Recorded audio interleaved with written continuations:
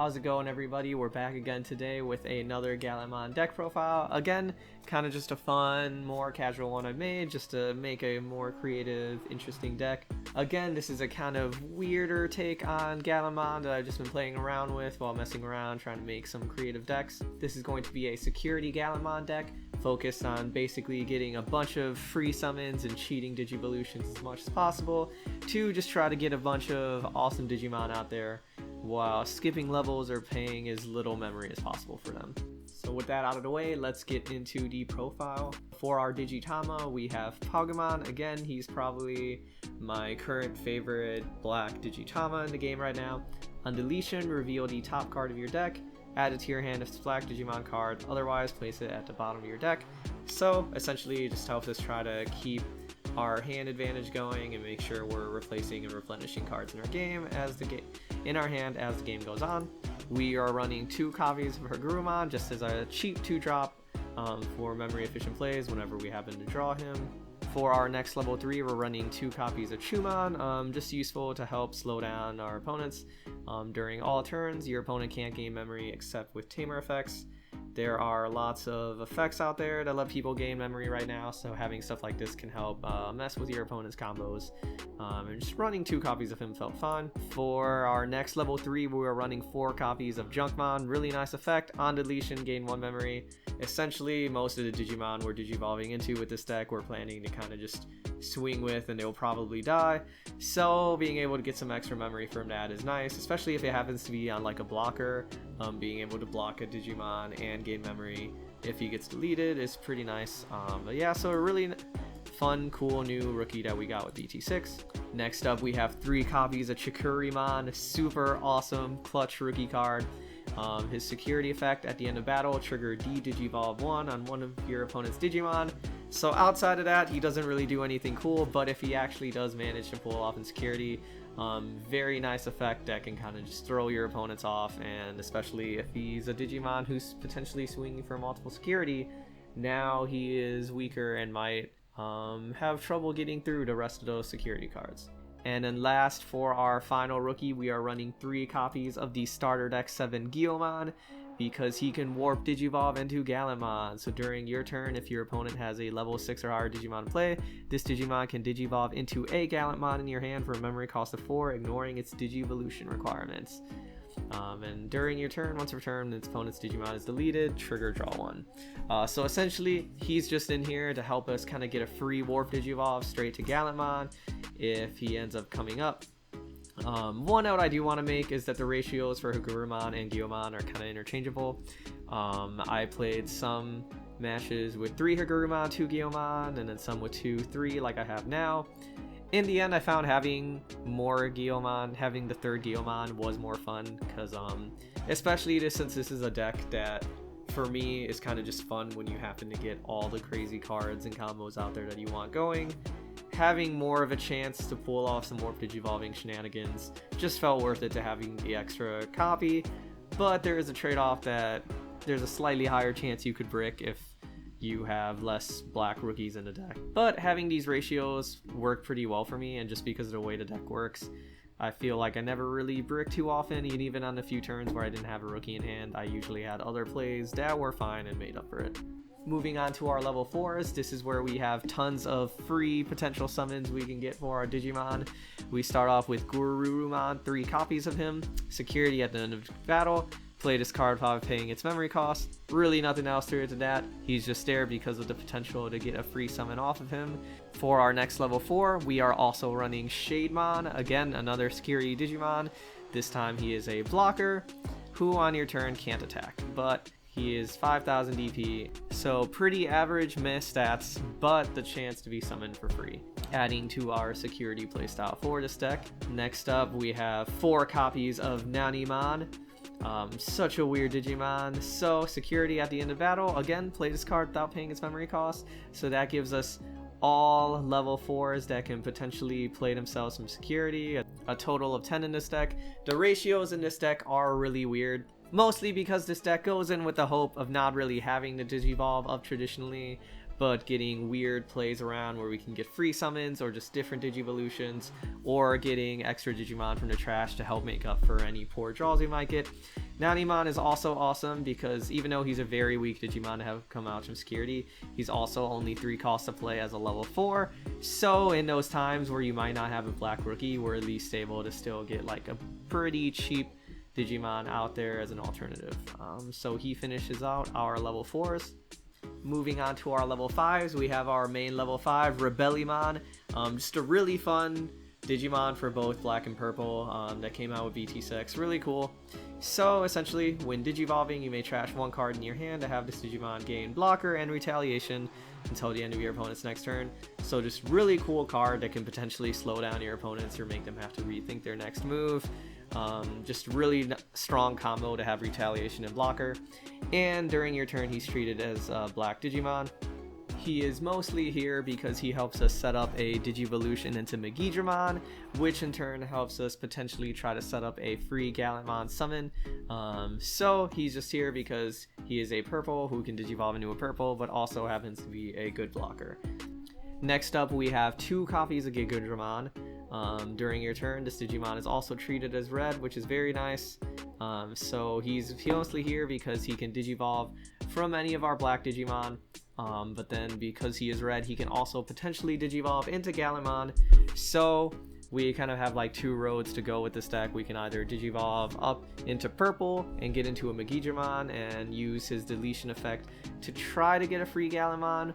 Or if we already have Gallantmon in hand, we're not really drawing Megidramon, we can have Gigadramon because he goes straight into Gallantmon, which can be nice. Only running 2 copies of him though, because I felt like that was just enough, especially since we have Guilmon to potentially warp Digivolve into Gallantmon. So with this, I found just 6 copies of level 5s. Worked fairly well when the deck actually does what it's supposed to do. Next up, I'm running 3 copies of Megidramon. So when Digivolving, both players trash the top 5 cards of their decks.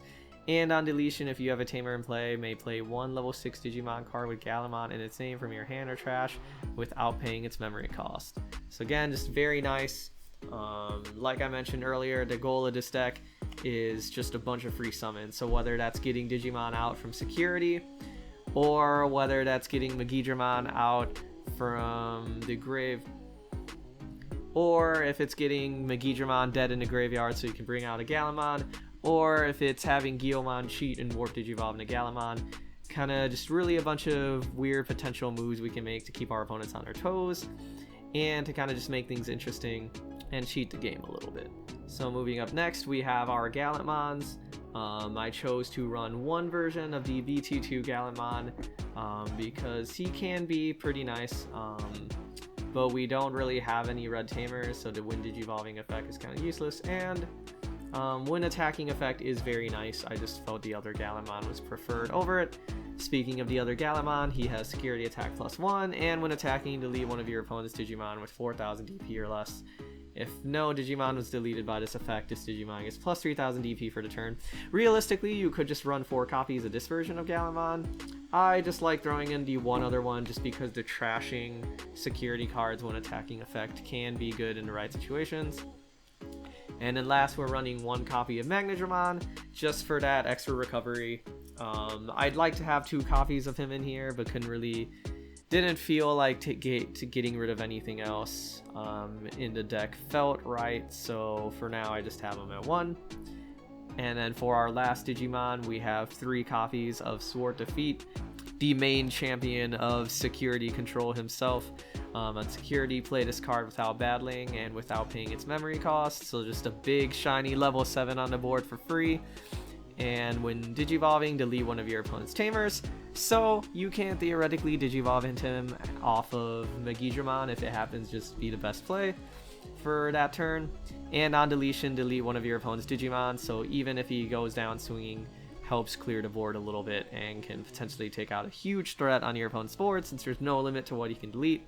And with him, combined with all of our other security Digimon, that gives us 13 possible Digimon who can potentially be coming out for free from security, which is pretty nice. And then we also have the 3 Chikurimon, which don't summon themselves, but do have a security effect of their own. And then moving on to options, we have one Ultimate Flare, just because I felt like it's nice to have one, but I was personally a bigger fan of Iron-Fisted Onslaught at the moment. This one, just delete all of your opponent's Digimon with the highest play cost. Very nice. In my opinion, the best black option right now, at least in terms of removal. I run 4 of these cards because it's very nice to slow down your opponent, and the potential to actually delete multiple things is very nice. Ultimate Flare is good also, but I just felt like Iron-Fisted Onslaught ended up being more useful to me in the matches I was playing because of the decks I was playing against. I have one copy of the BT4 Izzy, just our basic black tamer, who can set our memory to 3 if we have 2 or less at the start of our turn, and lets us reveal the top 3 cards of the deck when we play, revealing him. If all of the cards are black, we gain 1 memory, and we get to place those cards on the top of the deck in every order. Very useful for this deck too, especially just since it is weird and has a lot of potential different Digivolutions and kind of strategies we can go for. So being able to kind of adjust the stack of your deck for yourself can be useful. And then we have 2 copies of Izzy and Joe. At the start of your turn, if your opponent has 2 or more Digimon in play, gain 2 memory. Very nice, very easy to proc. And on your opponent's turn, when one of your black Digimon is deleted, you may suspend him to trigger draw 1. So extra card draw, just very nice, especially since we do have primarily black Digimon in this deck until we get to our level 6s and 7s. And last but not least, we have 1 copy of Ty and Matt.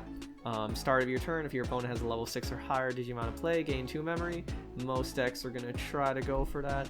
And then during your turn, all of your Digimon with Omnimon in their names gain additional security attack +1, which is very nice since we are, of course, running our Zwart defeat. Not necessarily a crucial effect, but nice when that happens since he has a chance to swing through more in security. So yeah, that is the deck on the whole. It's a very weird but very fun deck that kind of I just like it because there's a lot of different potential options you have. Ideally, you're building up into Rebellimon and getting a Megidramon out there so that if he dies, he can bring out a Gallantmon for free. But if that doesn't work out, we still have Gigadramon to digivolve straight into Gallantmon. And also, if your opponent's already gone to a level 6, we have our Gyomon. He can go straight for Gallantmon. So essentially, we're just kind of hoping for a bunch of security Digimon to come out for free to help pressure our opponent, and using different effects to kind of just either cheat to get straight to Gallantmon or get him out for free for extra attacks. And obviously, it's very nice if we actually manage to get Zwart defeat in our security, but if we not, we have option cards to get rid of problematic Digimon from our opponents and our tamers to help keep things going and proccing our Megidramon effect. So yeah, that is the deck, everybody. Hope you like it. Let me know what you think. I know it's a very unorthodox deck, but it's one I've been having fun with, and again, I've kind of just been trying to do, especially since BT6 is pretty much lots of decks already made out there at the moment. I'm more just trying to have fun with it and making some weird, crazy decks before the next set comes out. Gonna be trying to do some Vigdramon decks soon. I also have a couple Agumon, Greymon decks coming out soon, so I will be sure to upload those once I get them done. Thank you for checking out the video. Let me know what you think, and I will see you in the next one.